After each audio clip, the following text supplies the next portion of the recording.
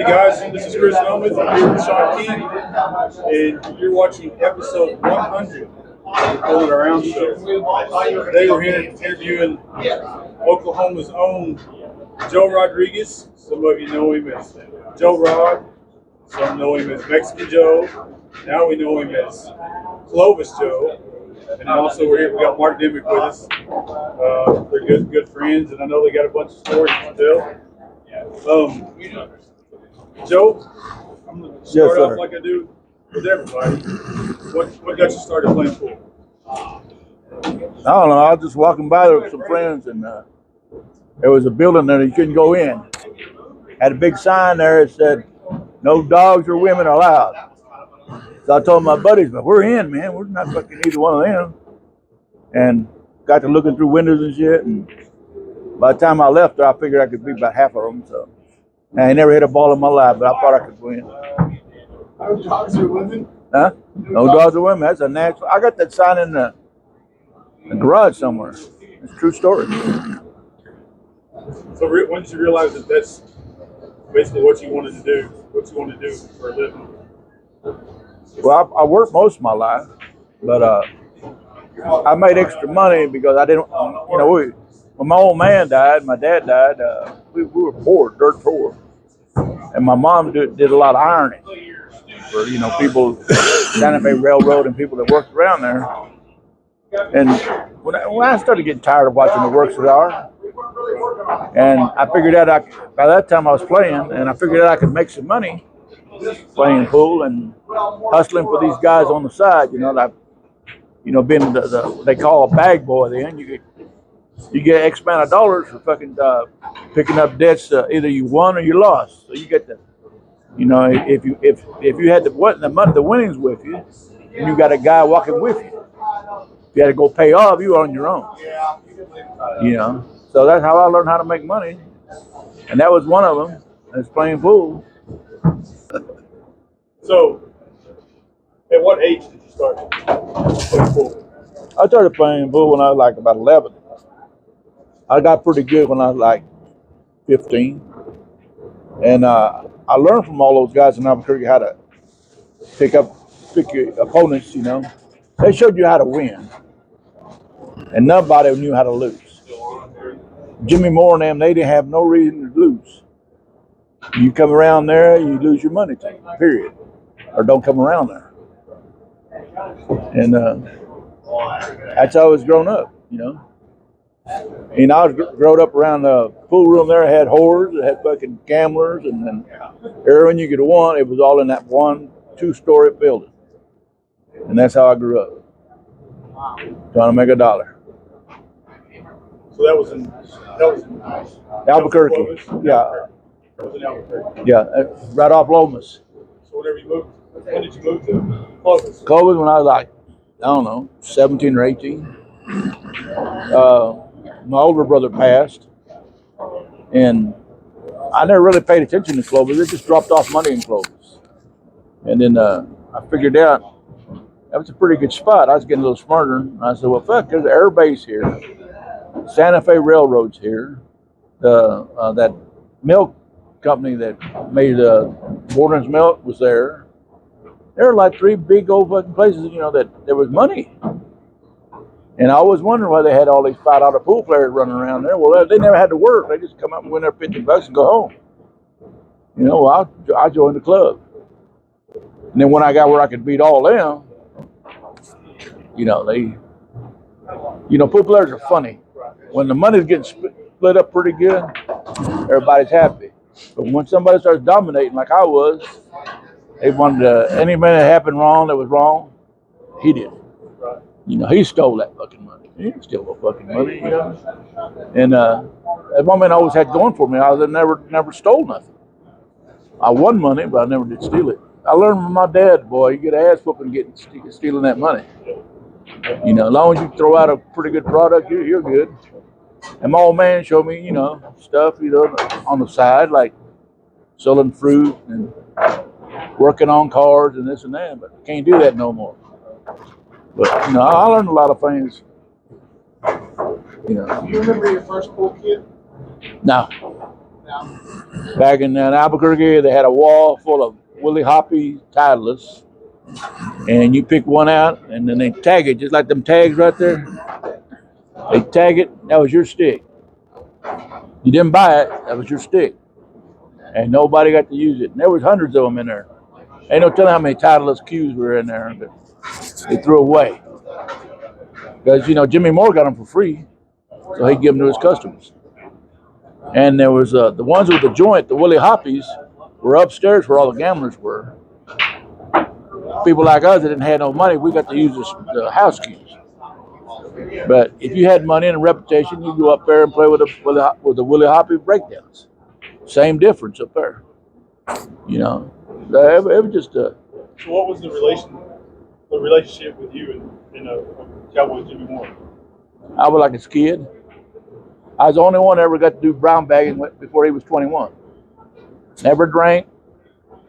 I lived at home with my mom and my brother, and I was just scuffling. He was a good guy. Good player too. Oh hell! He was the one I told Dimick one time. He's talking about straight pool. I said, "Well, fuck where I'm from. If you don't run 100 balls, you can't play straight pool. They wouldn't let you play in there. You can run 100 balls." Oh. Jimmy Moore would go down there and practice when he was 70 and run 150 balls. Every day. No, I never played nothing but in there. I played golf upstairs because I shot straight, and downstairs I played 8-ball on the big table. And we played a lot of like last pocket 8-ball, and ghost 8-ball and stuff like that. And ghost 8-ball was like you get to shoot, you can't miss. Once you miss, you lose. It's like playing the ghost playing 9-ball, And there's a lot, we played just about every game. Jimmy knew every game it was to gamble, playing pool. But back then, playing pool defense wasn't really a big part of the game. No, you got to run out. Play defense, that's why you get your ass whooped. You got them mad at you, especially the people on the side betting on you. They don't want you to put no stall down. Make the ball. Either way, now everything's changed. Well, I played a lot of that 2-shot. Yeah. 2-shot rollout. Which that's when express rules came in. Took that away. Yeah. Now you get the free foul. Push out after the break. Right. Yeah. Foul, ball in hand. Yeah. Maybe you can tell us a little bit about I know it's players that we grew up around versus the players now. The players I grew up around were all gamblers. They had more heart. These guys are all TV buddies, TV what? They're TV buddies. They play on TV. You don't ever know who to play on because you don't ever know who's going to lose on purpose. I've been there. Buddy Hall fucked it up for all of us. When he fucking missed that 9-ball straight in at Lake Tahoe, they had it going on pretty good. The Pro Series started and everything. It was really doing good. And Buddy fucked it up. Him and Mike LeBron. How you miss one of playing Buddy Hall from here to that chair, straight in on a big table. All the cameras are going, Buddy missed it. And not only that, he got another shot and missed another one straight in. He don't miss 2 shots. He don't miss nothing. Buddy never missed nothing in life until then. And of course they won a bunch of money, and knocked pool down. That knocked down the Campbell Tour, all that stuff out. Coors Light was a sponsor. They were sponsoring Danny Medina for years. And they just ruined everything. They had to start all over again. But then they got lucky. Larry Hubbard and Terry Bell got into this APA business. But it picked pool up. It moved it into the pool, from the pool halls into the bars. And that's where the bar tables came in. That bar table came in and saved pool. Back in them days, everybody was back to playing pool. There were times there in the pool hall, there might be 4 pool halls, there wasn't nobody in them motherfuckers. Nobody. So before it was called APA, what was it called? Bush League? Yeah, something like that, Bush yeah. League, and then APA. And then it just become the biggest. That's the biggest money earner there is, yeah. Yeah, there's something like over 250,000 members, I think. That's great. And that's what the thing we were talking to somebody I was interviewing the other day. You know, APA, they're all about the money. Right. I mean, any business should be, but they can care. APA can care less about the players. But they don't seem to realize that if it wasn't for the players, there wouldn't be no APA. If it wasn't for the players, it wouldn't be no testers. You know? I don't hate the APA. They never said they were going to give the players any money. They just said they were going to let them play. I mean, it's amateur. It is. But you play for the money. Yeah, I played money when I went. So, It's just like any business. Yeah, the business. I mean, they can't be in it for free. So Yeah, yeah, that's so, true. fast forward. So what brought you to Oklahoma? I lost my wife, and I had a little girl and my boy. So we moved here to get away from there because I knew if I stayed there, I was going to be gambling all the time, and I had to raise them. You know, so I moved here. And man, I got here. I didn't work for 2 years. You could go down anywhere around here and play $5 and $10 pool, and people couldn't play, begging you to play. They didn't fucking ask you. They begged, hey man, can I play you one for $5?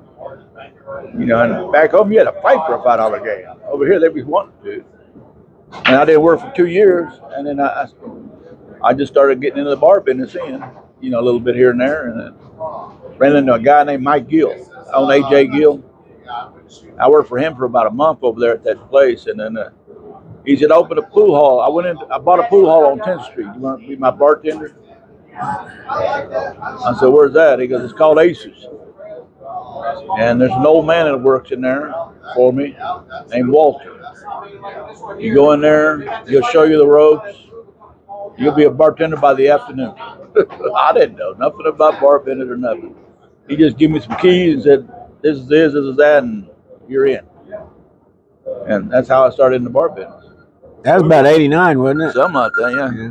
89? Yeah. Now, were you like the cook? Were you like the cook that can beat everyone in the back? Or you're the bartender that can beat everyone? We didn't. All we saw was potato chips and canned Pepsi and Coke. That was it. That's it. I meant the cook in the back that can beat everyone. But you're the bartender there. There's been a bunch of them, but we did have a girl on there working. Her name was Rhonda. It would have taken a hell of a man to whip her. I'm telling you that. She was Stan Jones's wife. That was the meanest guy around, and the only way he would get out to go play pool is to tie her down with rope or wire or something and put her in a chair so she couldn't move. That's the only way he got out to go play pool. He told all of us that. So when you got here and got on the pool scene, who were some of the top players around here? Driller, Gentile, Norman was a champ. Norman Hitchcock was a champ around here. He had Gary Nolan, is that his Yeah. name? Bushwhacker, whatever name? Herman. The German.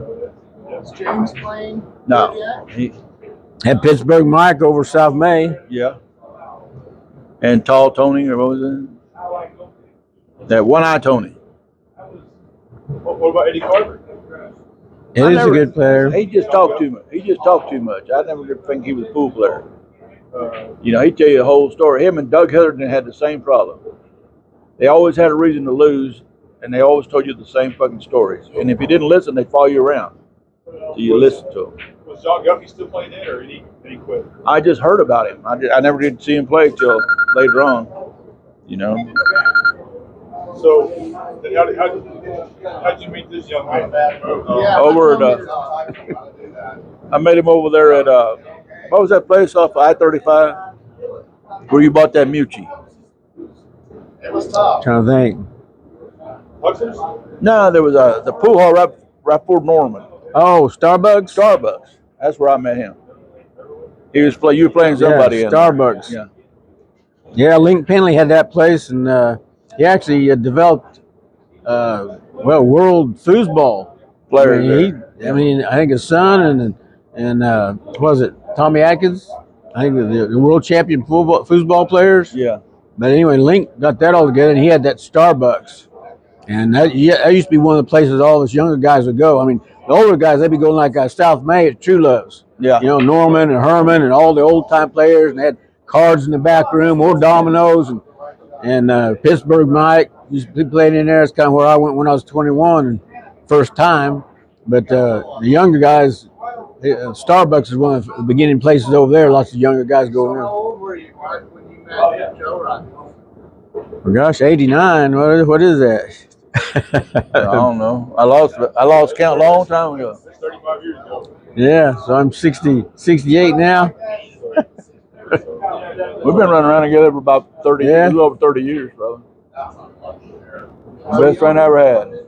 For those that don't know and don't remember, well, this is world champion artistic bull shooter Mark Demick. If you go back and watch some of the, actually, if you watch one of the first 3 episodes, he was one of our first interviews. Done some trick shots for us. Did you go play in the one that they just had?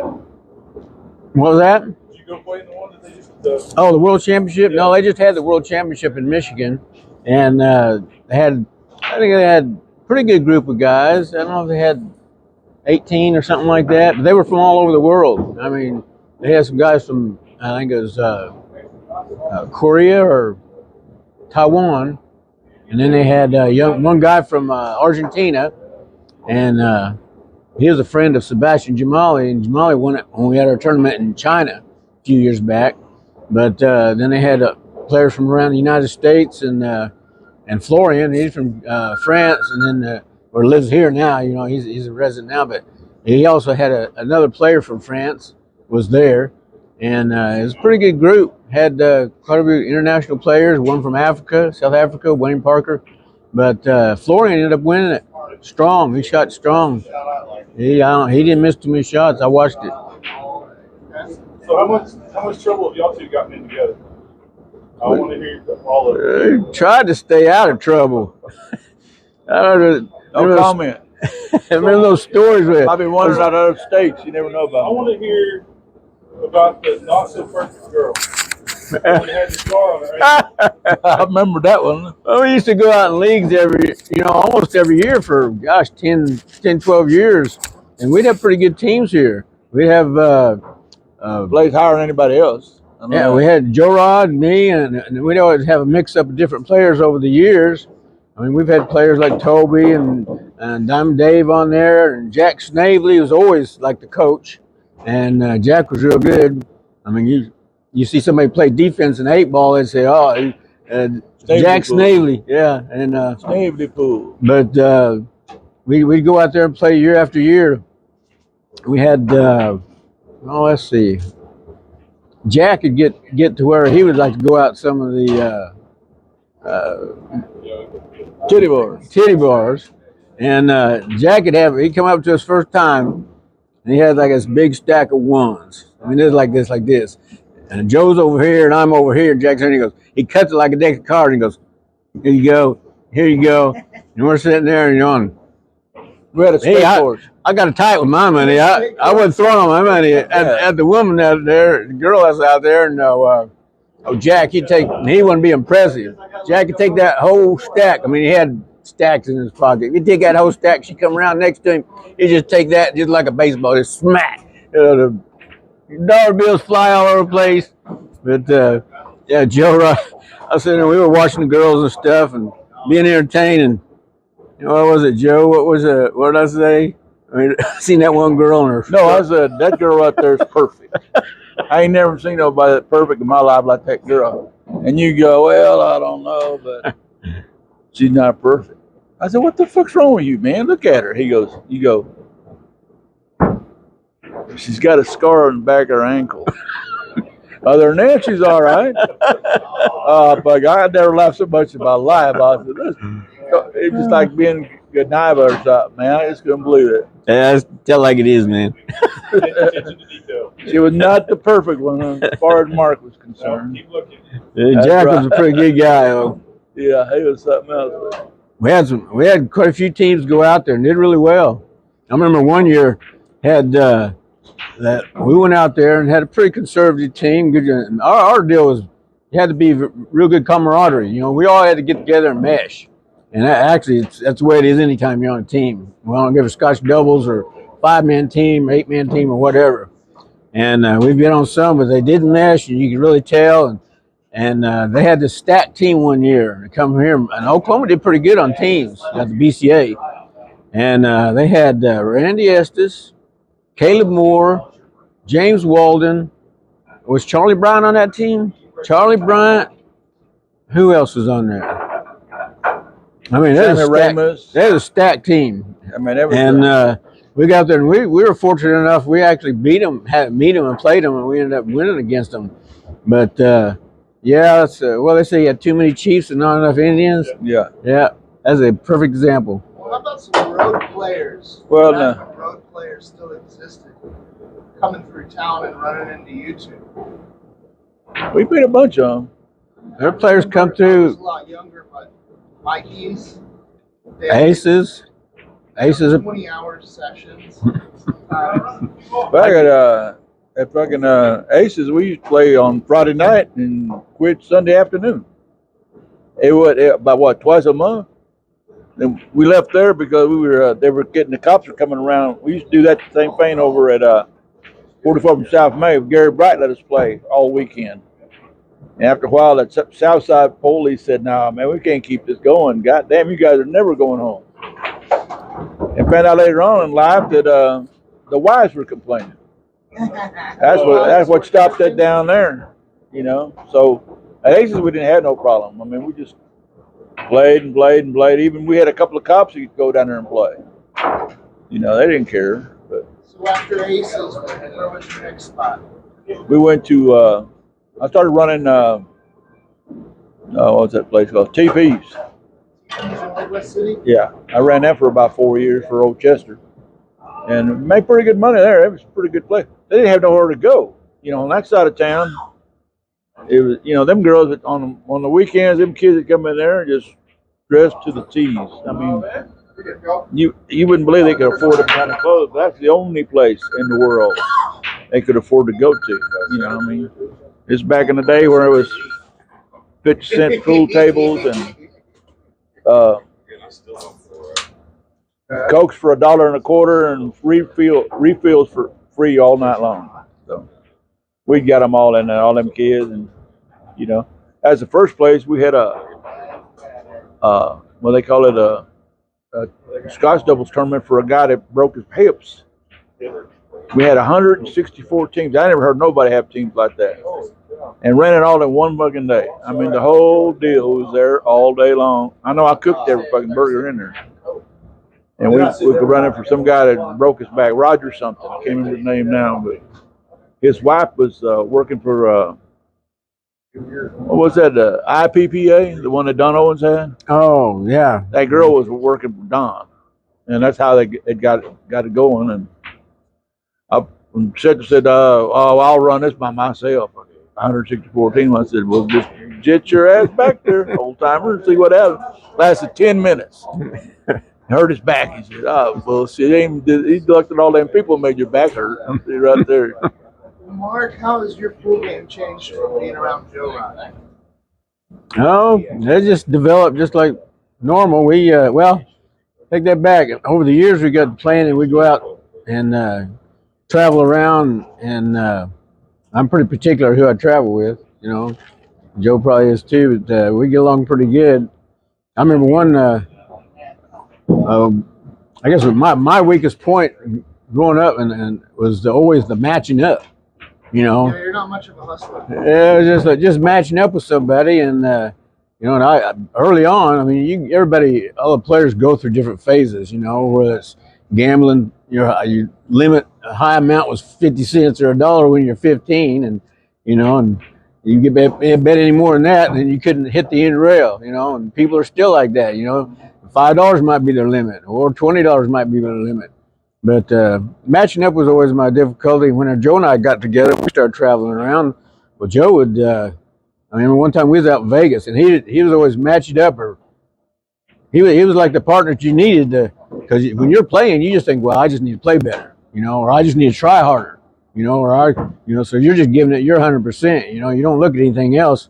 We was out in Vegas one time and we were playing, and of course, Vegas, you ain't got no windows, no clocks.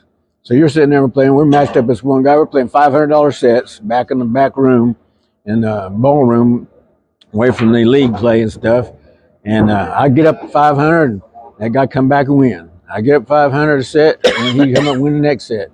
And he keep going to the bathroom ever so long. He go to the bathroom. And that's usually my biggest challenge is playing anybody of those guys that was doing drugs, because it was just a whole different animal. Because you play those guys, they just go and get all supercharged up, and all of a sudden we're coming back, and the guy, we just got even and started to play together again. The guy just come out of the bathroom, looked like he's ready for another 500-yard sprint, you know.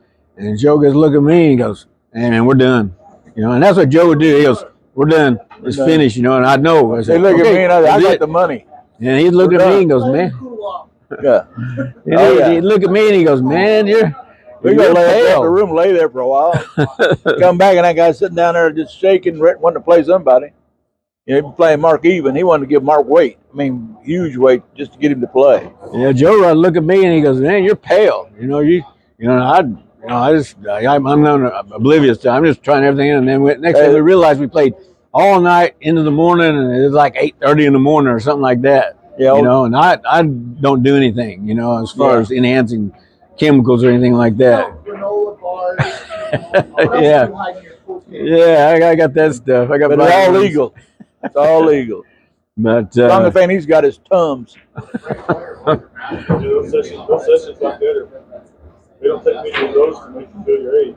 The last big session I had was Tommy Tokoff. We played here, and that's been like 5 or 6 years ago, something like that, somewhere around there. We played one pocket. I think he was giving me like 8-7 even or something like that. We played for what we play for about 2 days. Yeah, I can't remember how much it was. It was a couple thousand or something like that, and we played all night, and then in the next day, and at 32 hours, and we were dead even. And they were saying, well, man, you know, should we just call it or should we just make a race? So we decided to have a race to 7. And so we ended up and he was wanting to quit. He goes, well, let's come back tomorrow. And I tell you, 5 or 6 years ago, I still wasn't a spring chicken, you know. And I said, no, I quit. I'm not going to. It's going to take me 3 days to recuperate, you know. So we kept playing. We did a race to 7. I beat him like 7-4, and he is. It was a battle. And as soon as we got done, it took us 30. It was 38 hours, so 6 more hours. The 38 hours we won, and I remember when we were walking out, it's like the hearing in my left ear went out. I don't know what happened. Your ear was tired. Yeah, it was. I was definitely used up. So definitely, if you grew up in Oklahoma City, these two have been a duo. The fact that one of them is an action, you can bet that the other one's in. It's like Joey and Chip, Joe Rod and Mark Denner. If there's a game going on, Mark's playing, Joe's playing, or vice versa. So, how has that been to always have a partner? It seems like 20 years. Yeah. Well, my problem there was that I was one of the few that believed in it. When I first come here, he was a sucker. Didn't know how to match up with nobody. There we go. And when we started hanging out together, I said, look here, here's how we're going to be doing it if you want to win some money. And he'd look at me like, well, I said, well, try it my way for a while. After about a year, he said, you know what you're talking about. I knew how to fucking take off the scores because I learned all that shit in my education back home. Sure. You know, and I figured people he could beat, people he couldn't beat. Yeah, I put him up against people he didn't think he'd win, and he robs him. Yeah. You know, and then one of the biggest guys, the reason I really kind of liking him was I didn't like James Walden. And I didn't know nothing about Dimmick at that time. I didn't know he worked. But I knew he was a working stiff. And James just looked at him like, I learned this back home, and Mark was his fucking meal ticket for a long time there. And right before Mark's still playing and James is walking around the streets. But the thing was that Mark always stayed straight. And James was that way. But then James started on that they started them pills and, and beating on women and all sorts of stupid shit that he started. And he went downhill like he is now. And I don't mean nothing bad about nobody, but he's earned where he's at. He really has. It's hard to feel sorry for him. But, I mean, you can ask Big this. We're at fucking Mikey's clocking in. James been sitting there all night in that one stool. Tony comes in all freshened up, go to work, and she walks up and says, "How you doing, James?" And he slaps her right there in front of everybody. I mean, just cold-blooded slapped her. And boy, felt bad for him though. Big was sitting there waiting on him. He took off running this way behind the counter to go this way, and Big started walking over to the other side by the door. And I asked him later, I said, "How'd you know you were going to go to that door?" He goes, "All chicken shits go for the front door, man." And everywhere he went, and he didn't like it when he got to that door because it was fucking Big hurt him. And that was the last time we saw him at Mikey's. I remember one instant was playing this match. We won $1,500. It was a 5,000 set. It was a South May. We were playing, and we got done with the set. And the guy was really upset, belligerent. He just got so upset he was wanting to fight the bar. And we walked outside, and he was real slow at paying up. And so we ended up getting the money finally. And I was talking to Joe. I said, "Man, it pissed me off. I want to do this or I want to do that." And Joe goes, "Listen, you got paid. It's history." He goes, "You had to listen to a speech, but you got paid." As long as you get paid for them speeches, I don't give a fuck who they are. I imagine you got paid at every time. Pretty much. We didn't get out. They didn't get out owing no money. So that's back in Casey Frazier. Everybody thinks he's smart and the whole 9 yards. He was raised around me over there at Midwest City. And I told him, I said, "I'll go in with you, anybody but Mark." All right. Well, about 2 years later, when he got pretty good, down at that billiard palace at fucking Tulsa, we're fixing to leave. He just got knocked out of the tournament, and we're fixing to get out of there. And Casey goes, "Mark, you want to play some one pocket?" Well, make the long story short, Mark beats him out about $4,000 cash. And what was his name? Cliff Joyner was there. Oh, Cliff Joyner, yeah. Cliff Joyner was there. Here's the funny part about it. Well, Casey pays off. And then he remembers, I learned him how to get a jelly, to make sure he wasn't walking around busted. Walking stick. Yeah, and he come flying out that fucking door and catches Mark and says, "Hey, man, don't leave me here broke, this and that, and all this shit." And we give him back some money and stuff. And almost all the way, we almost got to the goddamn truck. Cliff standing out there looking for a fucking handout, and he says, he told me later on, he said, "Well, I seen you guys giving away money. Well, might as well give me some. Fuck. Hey guys, let me have some money so I can do this, I can do that." And Mark goes, "No." Let me hold $100. Anybody, he just wanted something, because he's always give that Casey some money, but he didn't know that Casey was raised around us. Casey was a pretty good little player, but he was never no champion. Yeah. He's still a good player. Well, I'm sure. Yeah, he is. Do you guys ever win anything besides money? Do you guys ever win like a car or a 4-wheeler or all their cues? Is that Bodie? Oh, cues. You pick up cues every now and then. Most time I get cues or something. They get upset or something. I remember this one young kid over at South May, and we were sitting there playing. He was a really good young kid, and come up and like he'd beat me over at Aces like 2 years earlier, and it took me 2 years to get my money back. We played finally. It was matched up over at South May. And we were playing, and if you've been around pool a lot and grown up when you're a kid, you'll go through these phases like, you know, you'll lose your first $10 or use your first $50, and it just totally destroys you. I mean, you know, that's your weekly allowance or it's your payroll check or whatever, and it just totally. Well, this young guy, he was in there and he goes, we were playing and he ended up getting stuck and kept jacking it. I mean, he's like only 15, you know, and we were playing and he ends up losing $1,500. He was all distraught.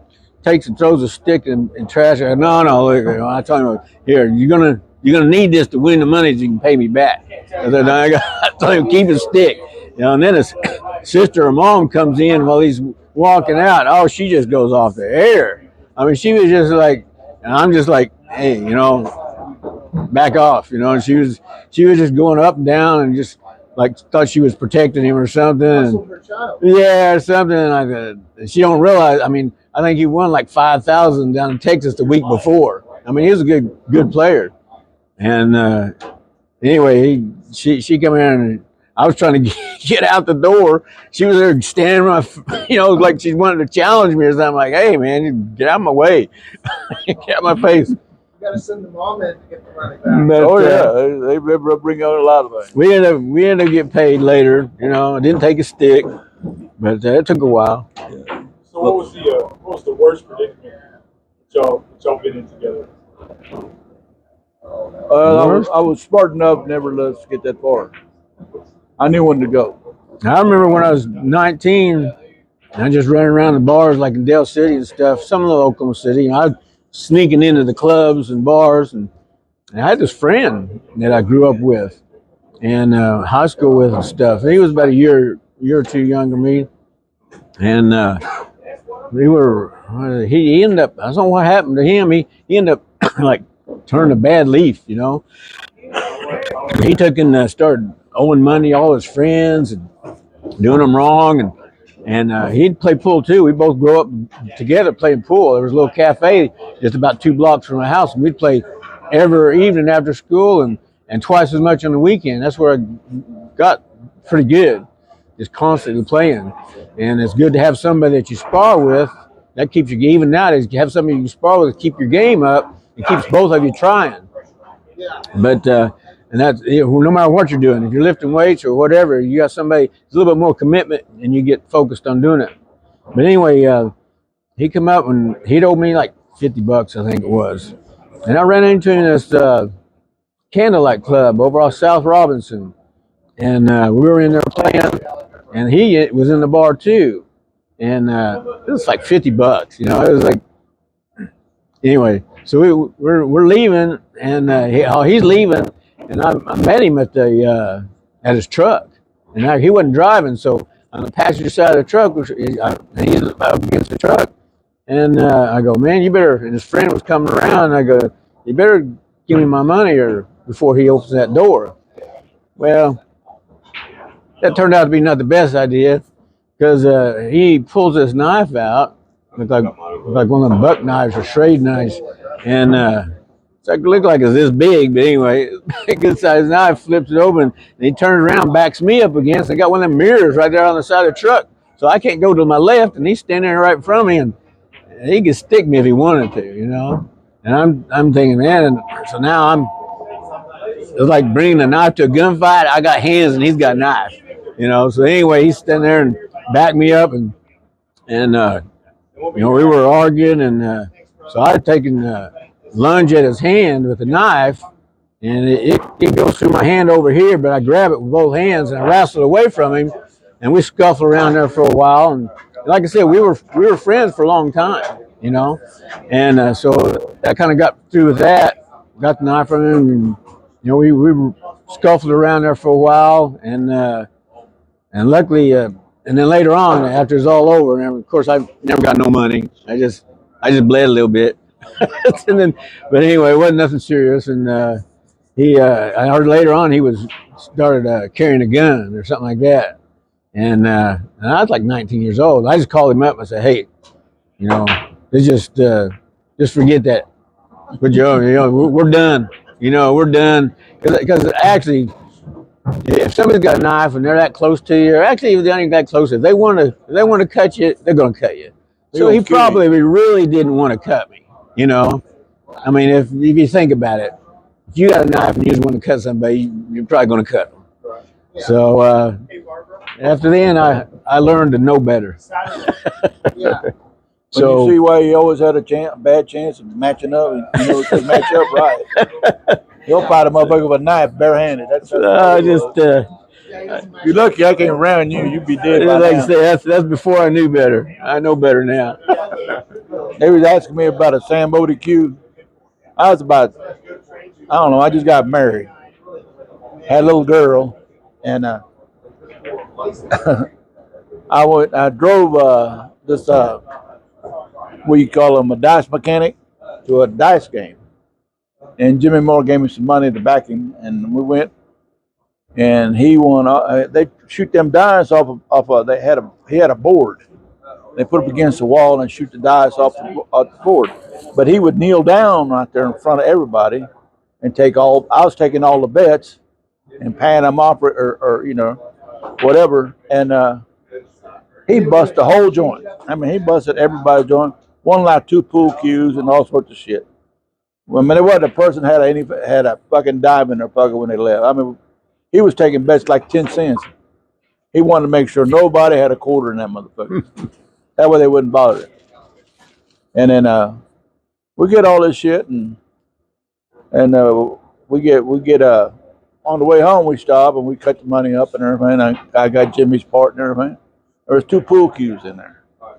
I'm just a kid. I don't know nothing about pool cues. I thought it was a house cue and fucking breakdown. That's it.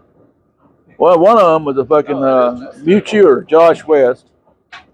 And the other one was Sam Bodie with a Fellini case.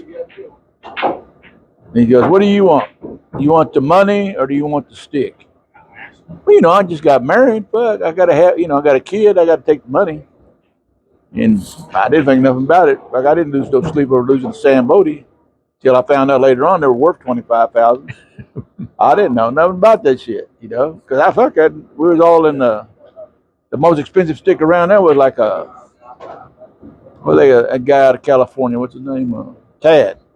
Plain Jane Tad. That was the most expensive stick around there, and Jimmy had 4 of them. That was for his partners and stuff. He said, "What do you want the cue or the money?" And I took the dough. Fuck, I didn't know what the fuck was going on, you know, and I remember that. And I think I seen the same cue when Mazarek was playing somebody one time. And later on, I found out that he lost that pool cue to a guy named, what was his name? Larry something. He's a shoe salesman out of New Jersey.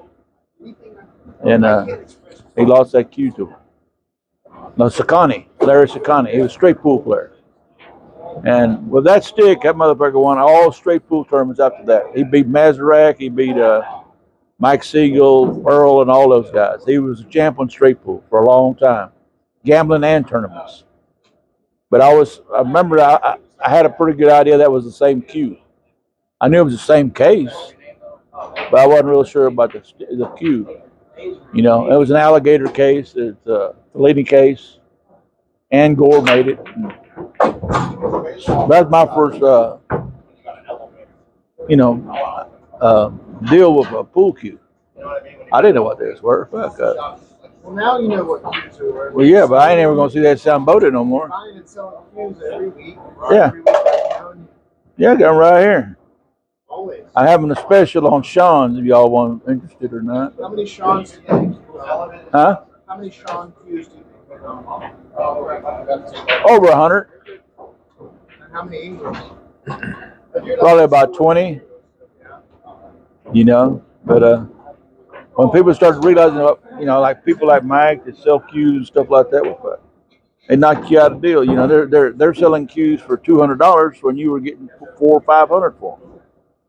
You know, that knocks the market at $300. You know, so you know, I just been a slow, dry deal. You know, and I had the heart attack. I had about 12 of them. Now I'm down about. If I sell these, I'll be down to 3. You know, I'm just trying to sell all my stuff that way.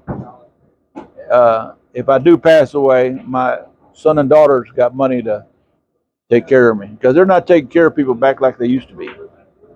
All rules have changed. Military don't do it as much as they used to, or give as much as they used to.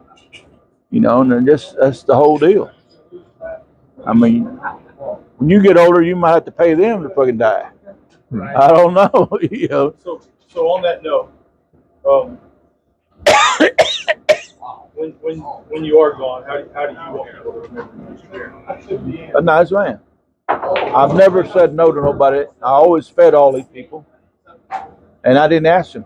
I just paid for the meals. You can ask a hand of them, and I'll tell you a good story. It was Chad Glasgow's brother. I owed this place like $12, and every day Trisha was working here. She'd bug that boy for that $12. So one day I was in here and I was listening, and I said, "God damn." So he went to the bathroom. I just walked up and gave her the $12. Here, I won't hear no more of that shit no more.